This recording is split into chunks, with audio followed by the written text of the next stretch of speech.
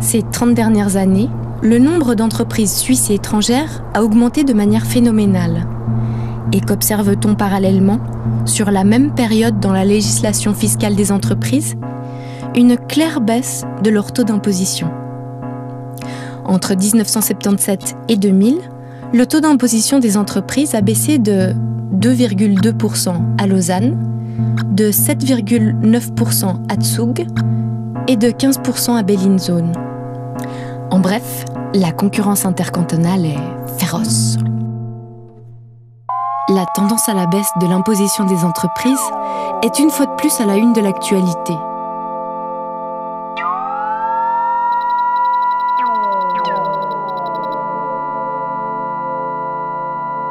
Une importante votation concernant la fiscalité des entreprises a lieu.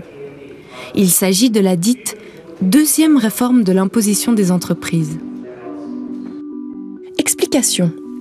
Au lieu d'être taxés sur les 100% de leurs dividendes, c'est-à-dire les bénéfices de leurs actions, les plus grands actionnaires, ceux qui détiennent au moins 10% des actions d'une société, ne paieront des impôts plus que sur 60% de leurs bénéfices.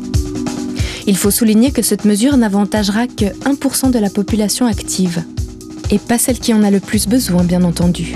De plus, elle représentera une perte fiscale estimée entre 1 et 2 milliards de francs pour les caisses du gouvernement, selon les calculs de l'administration fédérale. Cette vague approximation est due au fait que l'on ne sait pas à l'avance combien de cantons iront encore au-delà du plafond imposé par cette disposition légale en imposant sur moins de 60% des bénéfices. La question que nous nous sommes posée est la suivante. La Suisse, en tant que place financière, est-elle forcée de procéder à ce genre de manœuvre fiscale pour rester dans la course au niveau mondial et faire en sorte que son économie fonctionne, ou est-ce simplement un cadeau aux grands actionnaires ? On prévoit que cette loi va provoquer une accélération de la concurrence fiscale.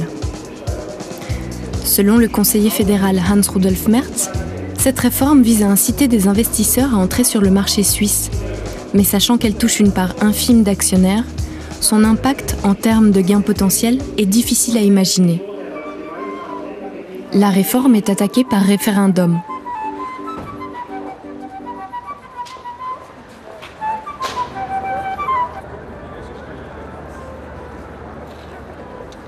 Das ist wieder etwas anderes vorher. Was für ein Tag.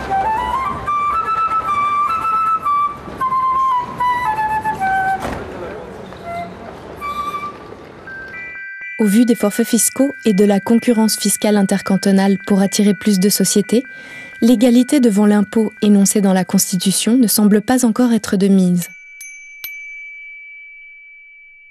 Reprenons quelques exemples. La charge fiscale à Genève est 2 fois plus élevée que dans le canton de Zug, mais plus basse que dans le canton du Valais. Certains habitants vont donc élire leur domicile par rapport aux avantages fiscaux offerts par les cantons. Comme par exemple M. Ospel, qui a déménagé de Bâle à Schwyz fin 2005 avec ses 20 millions de francs par an. Le problème essentiel de la concurrence fiscale est qu'elle pousse l'imposition à la baisse et donc restreint le budget de la Confédération. La théorie économique selon laquelle la concurrence est bonne parce qu'elle fait baisser les prix, est-elle applicable aux impôts ? Est-elle bénéfique au niveau social ? Bon, la Suisse est un pays dans lequel aujourd'hui les entreprises payent relativement peu d'impôts. Les entreprises sont celles qui créent le travail. Je pense que ce soit juste. Et puis dans les privés, c'est clair que ça dépend des cantons. Il y a des cantons dans lesquels les plus riches payent beaucoup, et puis on descend, et peut-être les moins riches payent très peu, et des autres cantons dans lesquels les échelles sont ein tout petit peu différentes. Also es ist absurd, die herkömmliche Wettbewerbstheorie mit dem Steuerwettbewerb gleichzusetzen. Ein Mensch, der auf den Markt geht, er wählt zwischen verschiedenen Äpfelanbietern aus, sucht sich den billigsten und besten aus. Ein Bürger ist nicht in dieser Lage, sich immer den Kanton oder das Land auszusuchen. Das sind nur wenige reiche und große Firmen. Zugleich ist der Steuerwettbewerb auch grundsätzlich undemokratisch, denn der Bürger möchte ja selber entscheiden können, ob er viel oder wenig Staat haben will. Der Steuerwettbewerb hat aber zur Konsequenz, dass die Steuersenkung quasi obligatorisch ist für jeden Staat. In den Modellannahmen spielt der Steuerwettlauf keinen ausschlaggebenden Faktor für volkswirtschaftliche Entwicklung oder gar für Wohlstandsgenerierung für eine Mehrheit der Bevölkerung. Das Gegenteil ist der Fall. Es lässt sich belegen, dass mit mehr Steuerwettlauf die reichsten natürlichen Personen, also Personen, Einzelpersonen, Individuen und auch die mobilsten Unternehmen, die transnationalen Unternehmen vor allem, den Nutzen haben. Alle anderen leiden Schaden. Pour les étrangers très fortunés, la Suisse propose ce que l'on appelle des forfaits fiscaux. Un forfait fiscal est un prélèvement basé non pas sur le revenu ou la fortune comme pour tout citoyen helvétique, mais sur les dépenses ou disons le train de vie du contribuable. Bien qu'il soit de plus en plus critiqué, environ 3000 personnes sur le territoire suisse bénéficient de ce traitement spécial, dont un grand nombre de célébrités comme la famille Chaplin, M. Heineken, Coco Chanel, Mark Rich ou encore Boris Becker. Par conséquent, un homme économe comme Ingvar Kamprad, M. Ikea, dont la fortune est estimée entre 20 et 36 milliards de francs, n'a jamais payé plus de 400 000 francs d'impôts. Si on réfléchit à un impôt juste au niveau national, ne serait-il pas cohérent de penser une fiscalité juste au niveau international ? La concurrence fiscale ne se limite pas au canton suisse. C'est un fait global et on assiste à une concurrence galopante entre États. Pour attirer capitaux et investisseurs, les règles du jeu sont malléables et la légalité passe au second plan. Entre le début des années 70 et la fin de l'année 2004, le nombre de paradis fiscaux reconnus est passé d'environ 25 à 72.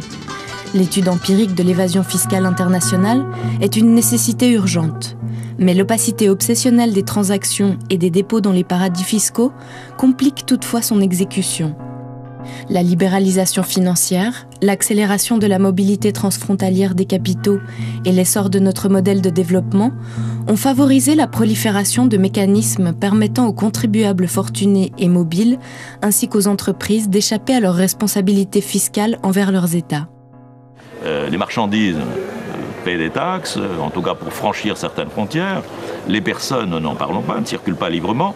La seule chose qui circule librement sur cette planète, c'est-à-dire indépendamment du vent, eh bien ce sont les capitaux.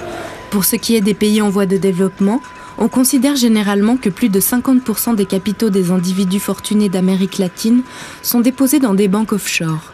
Et on présume que le pourcentage est similaire pour l'Afrique. Nein, ich glaube, der Wettbewerb spielt. Ich glaube, in Afrika, das sind X-Faktoren, die leider bis jetzt in den meisten Ländern nicht überall falsch laufen. Ganz im Gegensatz zu Asien. Da ist eine hoffnungsvolle, ökonomisch zumindest, Entwicklung. Ökologisch sind da einige Wolken. In Lateinamerika ist das Bild auch etwas unterschiedlich, aber Afrika ist wirklich der Lost Continent, immer noch, leider. Und ich glaube, das ist eine ganz komplexe Schicht von Problemen, die sich dort aufgetürmt haben.